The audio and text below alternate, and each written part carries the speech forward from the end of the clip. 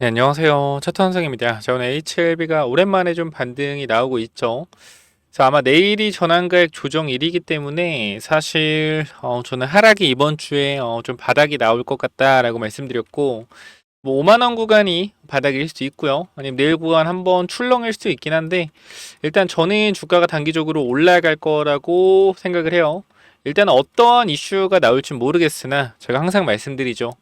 HLB는 주포가 계획적으로 굉장히 계획적으로 움직인다라고 말씀드리고 있고요.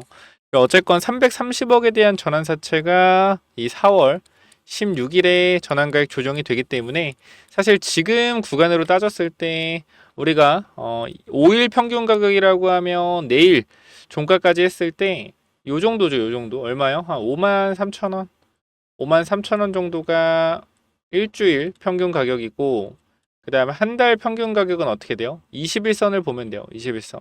한 달 평균 가격은 지금 한 5만 6천 원 정도 됩니다. 5만 6천 원. 그 내일 당일의 종가가 언제 끝날지 모르겠지만 내일 당일의 평균 가격이기 때문에 출렁여 준다고 했을 땐 당일의 평균 가격이 한 5만 3천 원 봅시다. 5만 3천 원.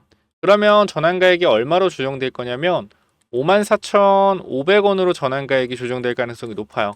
그러면 이 54,500원으로 조정이 됐을 때 얘네들은 얼마의 이득을 보는 건가 라고 좀 살펴보면 되는데, 우리가 7번을 가볼게요. 7번. 요거 다 중요해요, 여러분들. 영상 끝까지 보셔서 좀 세력들 평단 얼마인지도 확인을 해보시고, 단기적으로 지금 보게 되면은 요 330억짜리 요게 전환가액 조정이 될 거거든요. 보시게 되면은 자, 65,000원에 330억이잖아요. 이게 54,000, 그러니까 54,500원인데 한 55,000원으로 계산을 해볼게요. 자, 보면은 자, 330억, 100만, 1000만억, 10억, 100억, 330억 나누기 55,000은 얼마요? 60만 주. 그러니까 주식 수가 10만 주 정도 늘어나겠죠. 그죠? 그 사실상 60만 주라는 거래량은 금방 소화가 가능하다. 근데 어쨌건 요거는 60만 주가 있다라는 건 매도 물량만 나오는 거기 때문에 소화가 된다고 한들 거래량이 터지면서 왔다 갔다 하면서 올라가 줘야 돼요.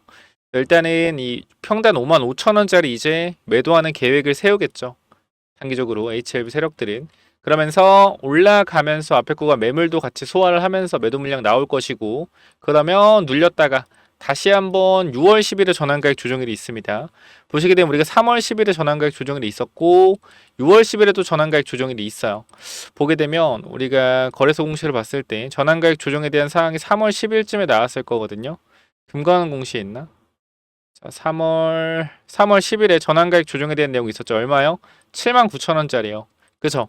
그럼 지금 79,000원짜리의 전환사채가 6월 10일에 전환가액 조정이 될 가능성이 높습니다. 그러면 지금 구간에서 우리가 생각을 해야 되는 건 단기적으로 주가가 위쪽으로 올라가더라도 6월 10일에 다시 한번 전환가액 조정을 위해서 주가가 밑에서 놀 수가 있다라는 거예요. 그러면은 현 구간에서 단기적인 상승 탄력이 발생되고 눌림목 구간이 나올 수 있다. 그러니까 단기 대응하실 분들은 올라갔을 때 7만원 언저리 구간에서 대응에 대한 준비를 하셔야겠죠. 자, 이러한 전략적인 포지션을 여러분들이 계속 말씀드리고 구축을 하셔야 된다. 자, 우리가 이 주가가 6만원까지 찍었을 때 제가 다시 한번 5만원 구간 깨질 수도 있고 5만원까지 밀릴 수 있으니까 눌림목 확인되면 그때 추가 매수에 대한 타이밍 잡아가자라고 말씀드렸고, 우리가 이 5만원 구간 근처에서 1차 매수와 2차 매수가 들어갔습니다.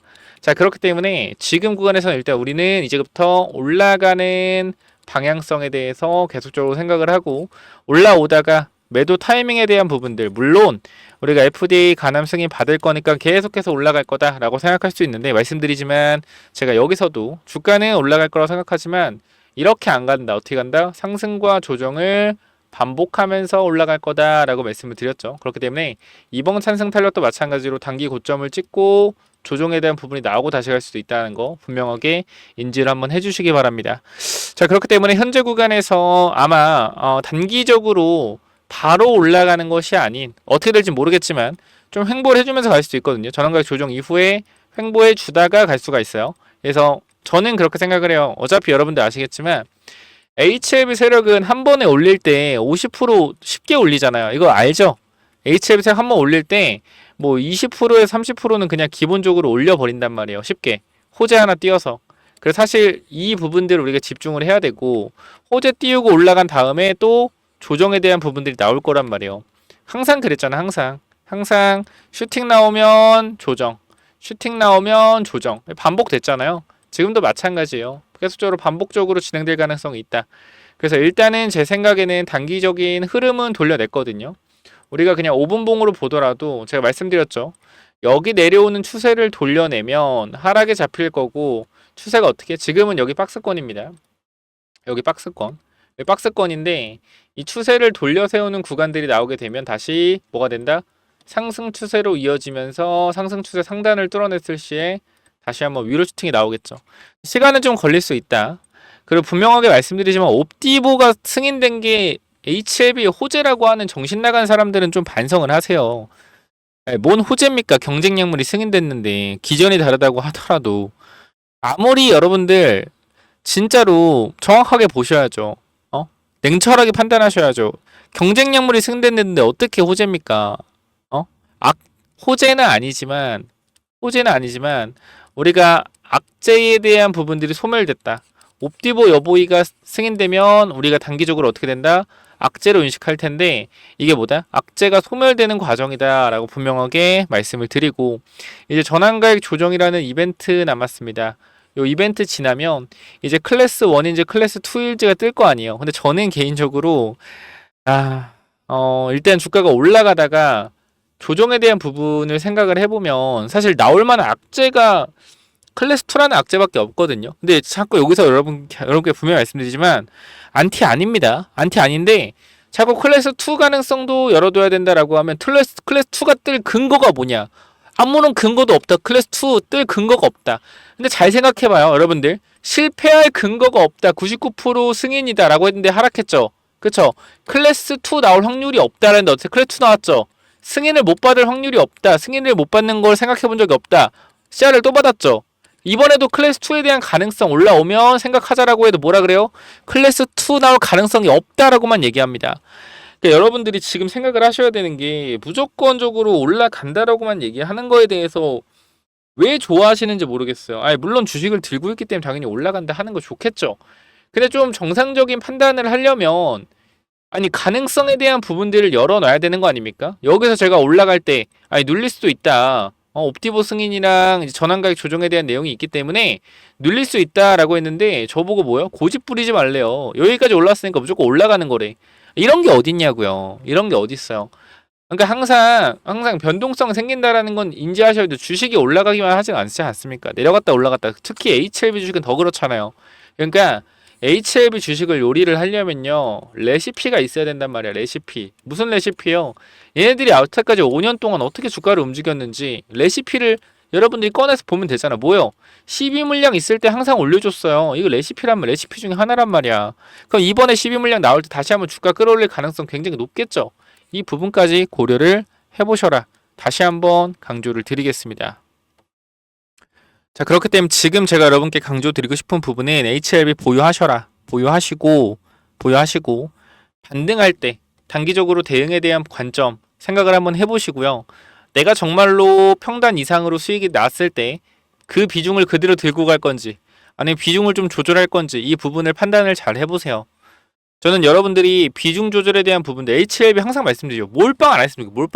몰빵 좀 하지 마세요. 주식에 HLB 내가 언제 그러니까 자꾸 몰빵을 하겠다는 왜 몰빵을 합니까? 주식에 도대체 난 이해가 안 되는 게 왜 몰빵을 하는 건지 모르겠어요. 솔직하게 무조건 될 건데 무조건 몰빵하면 되지 않냐? 무조건이라는 게 어딨냐고요.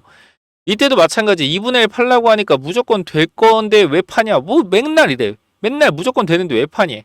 이것도 봐봐요. 우리가 HLB도 또 보여드렸지만 3월 20일에 분명히 하루 전이죠. 3월 20일 하루 전 장 마감까지 1시간 30분 남았다. 여러분 알아서 잘하겠지만 비중 축소 의견 저는 변함이 없다. 계속 말씀드렸고 똑같아요. 물 탈 자리 올라갈 때 아니다. 눌릴 때 물 타야 된다. 물 탔잖아 이쪽에서. 지금 뭐요? 반등하는 거 기다리고 있잖아요. 반등할 거예요. 그런데 이렇게 올라가지 않습니다. 가도 이렇게 가요. 이것만 기억을 하세요. 변동성이 나온다. 그러니까 단기적으로 쭉 올라갔을 때 단기 고점 타이밍 잡아내야 되고 그리고 또 눌렸을 때 단기 저점에 대한 타이밍 잡아내야 된다. 저는 그래서 비중을 크게 들고 있는 분들은 반드시 본전이나 수익 구간이 왔을 때 비중 조절 신경 쓰시고, 또 눌림목 왔을 때 다시 한번 비중 확대하고, 이러한 전략으로 가져갔으면 좋겠어요. 이러한 부분들은 제가 여러분들 다 도와드릴 거니까 지금 구간에서 위쪽에 번호 몇 번이죠? 010 9201 6329. 자, 이쪽으로 간단하게 여러분들의 H라고 남기시면 당연히 입장 무료로 도와드리니까 꼭 들어오셔서 대응 한번 해보자고요. 뭐라고 남기라고요? 010 9201 6329. H 남기시면 당연히 무료로 입장 도와드리겠습니다. 꼭 들어오셔서 대응 전략에 대한 부분들 반드시 같이 한번 살펴보자. 다시 한번 말씀드릴게요. 꼭 들어오셔서 대응 준비하자고요. 정말 중요한 구간으로 가고 있잖아요. 아시겠죠? 이 부분 다시 한번 강조를 드리고, 그리고 추가적으로 좀 말씀드릴 부분이 뭐냐면요. 지금 2022년도 이재명 대선 후보의 정책이 있습니다. 정책. 자, 정책이 있는데 이 정책이 결과적으로 지금 25년도에 등장을 안 하고 있어요. 그러니까 사실 22년도의 정책을 25년도에도 할 가능성이 굉장히 높음에도 불구하고 안 나오고 있다라는 거예요. 그럼 우리는 앞으로 6월 3일까지 45일의 대선 기간 동안 이 종목을 주목할 필요 있을 거예요. 분명히 최근에 1, 2주 동안 강한 거래량이 들어오고 눌림목이 발생되고 있습니다. 뭐요? 우리가 시장이 지금 좋기 때문에 정책 테마주로 돈이 안 쏠리고 있는 거다. 시장이 최근에 많이 올랐죠. 다시 바닥 찍고, 그럼 단기적인 조정 나올 수 있어요. 그러면 돈이 정책 테마주로 또 쏠리겠죠. 이거 노리셔야죠. 그래서 제가 말씀드리지만 H 남기셔서 텔레그램방 들어오시고 추가적으로 대선 매집주까지 한번 확인해 보세요. 이 대선 매집주는 또 뭐냐면은, 자, 이 대선 정책주 매집주가 뭐냐면요. 제가 이렇게 준비를 좀 해놨는데 여기 잠깐 보시쭉 내리면, 자, 이렇게 정리를 해놨습니다. 이 조기 대선 관련돼서 관련주를 정리했고, 더불어민주당부터 해서 이제 국힘까지 이 관련주들, 이 나오는 인물들에 대해서 관련주들을 전부 정리해놨는데요.